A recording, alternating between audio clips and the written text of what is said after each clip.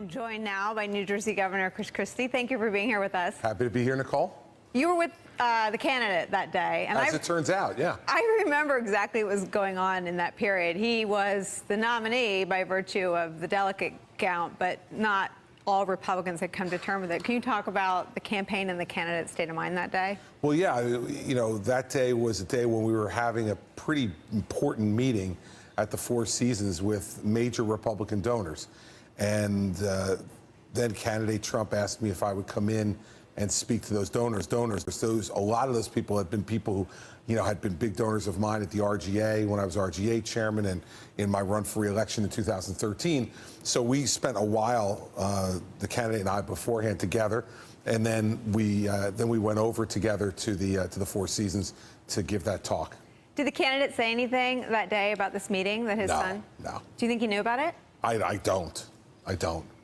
Because, listen, we have a very open, friendly 15-year relationship, and I was, at that time, a key member of the campaign. And so if this was anything that he knew about, he's not the holding back type. We would have talked about it. So I'm confident he did. Did you know about the meeting? No. Is it the kind of meeting that you would have been brought into, or? Not typically, because it doesn't sound to me to be. Well, first of all, you know, I think so. No, the answer is no. I wasn't invited, nor would it be the kind of meeting typically I was brought into. When I met most of the time, it was most of the time with the candidate. Now there might be others in the room with the candidate, but I didn't engage in a lot of the kind of strategic meetings with just staff. My job most of the time was to interact with the candidate, yeah, and then deal with debate prep for the candidate. Okay, can I read you the email that led to? Sure. So the email that was sent to Don Jr. from Bob Goldstone said the Crown Prosecutor of Russia, it's unclear that there is a Crown Prosecutor in Russia, met with his father this morning, and in their meeting offered to provide the Trump campaign with some official documents and information that would incriminate Hillary and her dealings with Russia and would be very useful to your father. This is obviously very high-level and sensitive information, but is part of Russia and its government support for Mr. Trump. What does that say to you? And he wrote back, if it's what you say, I love it. What do those two statements represent in your mind? Listen, first of all, I think you got to consider the source of the information and the recipient of the information. Mm-hmm. So on the source of the information, as I understand it, I've never met this guy, but the source of the information seems to me to be like a music promoter, mm-hmm, right? Like, I don't think this is a guy who's necessarily sophisticated in the language of government like you and I would be. Mm-hmm. And the recipient of the information, Donald Trump Jr., who I know very well, mm-hmm, is by no means a sophisticated political actor. This is a guy who loves his father, mm-hmm, and got involved in politics because his father got involved, but I don't think Don would have gotten involved at that level any other time. Mm-hmm. Now, all that being said, people who saw that at some point have to, I think, ask more questions. Mm-hmm. I don't know what that guy means, especially Crown Prosecutor. I mean, Pat Moynihan said you're entitled to your own opinions, but not your own set of facts. I mean, this doesn't set up a fact pattern that makes clear that there was an offer to collude with the Russian government and an enthusiastic embrace of said collusion. And I'm not talking about... Yeah. No, here's my view of it. So you don't agree that this is bungled collusion? No, I don't, because I don't know who Goldstone is. Does it matter, though? I mean, he brought in... It does matter, because how does he... You know, no, wait a second. It does matter for this reason. If Goldstone were an official of the Russian government, or someone who's been seen in the past to represent the Russian government, neither of those things, at least as far as I know, have been represented. That would be one thing. He's a music promoter who they dealt with in the Miss Universe pageant. So his representations, I'm not saying that there shouldn't be something that would raise some concerns, but I don't think his representations should necessarily be taken at face value. So this doesn't, for you, represent clear-cut collusion? No. Why not? Well, first of all, let's go to... Because of who they are? I mean, you're basically saying he was just a music professor, and you're basically saying Don Jr. was dumb. This would be... No, that's what I'm saying. Well, what are you saying? What I'm saying is that first, with Goldstone, that you got to know that the information that he's relaying in that email is actually true. I could tell you that... How do you know it's not? Well, but now we're looking in retrospect. You're saying at the time, should that have raised concerns? I'm saying yes. Now you're saying, is it evidence of bungled collusion? Well, the only way that's evidence of bungled collusion is if Goldstone actually knew what he was talking about was correct. And I don't think we know that. Secondly, There's no evidence of actual collusion. So for you, the discrepancy is whether or not Goldstone's information was good, not whether or not the son of an American candidate for president agreed to receive oppo from a hostile foreign power. Listen, I think that Don Jr., and I think he said this himself, has said if he had to do over again, he would do it differently. How do you do this differently? I mean, is it America? Is it patriotic to meet with the Russians? Here's what you do. You send it to Don McGahn. Okay? Or how about the FBI? I mean, no. You don't send it to the FBI first. Let's take a deep breath, okay? Really? The first thing you do is you send it to when an oppo book was delivered to Al Gore's campaign, he called the FBI. Listen, but you don't know, you don't know that they didn't talk to their campaign's lawyers first, and I suspect that's exactly what they did. I don't suspect that this guy on his own who received the book said, okay, I'm going immediately to the FBI. I suspect what happened was that he spoke to the campaign's lawyers, which any smart person should do. So you're saying Don's not smart? No, I'm saying he's not sophisticated in this stuff. What about Jared Kushner? Well, again, I don't know what Jared knew or didn't know. I think that's why it's important for all this stuff to get out. What I said yesterday was that, and I've been saying this for months, as you know, I think everybody's got to get the information about who met with who and about what, and get the information out there. Because I'm confident from speaking to the president that the president didn't authorize any collusion, didn't know about any collusion, and I don't even know that any collusion ever happened. Do you think he should stand in the East Room and continue to bellow at the top of his lungs that there was no collusion? That's our guy. That's your guy? I mean, that's it. Like this. I mean, are you proud that that's our president? Because he's all of our president. Listen, first of all, I am. You keep saying that. First of all, I am proud that he's the president. No, I'm talking about collusion. You know what I'm asking you? I know what you're asking about. Should he continue to say there was no collusion, or would you advise him not to? Listen, I think that he needs to get to the bottom of all this.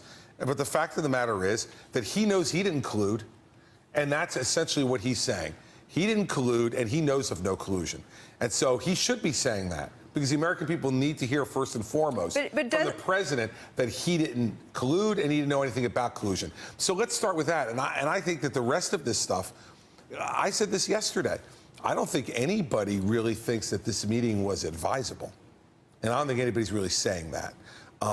In the end, I think that now you're looking at everything in retrospect.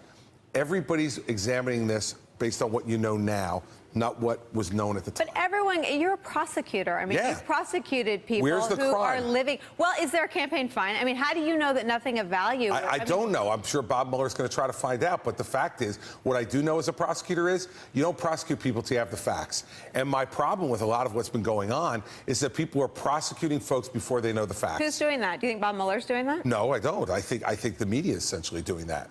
You think we're prosecuting people? We're just asking questions. No. Listen. It's the form of a prosecution. I'm not saying actually prosecuting.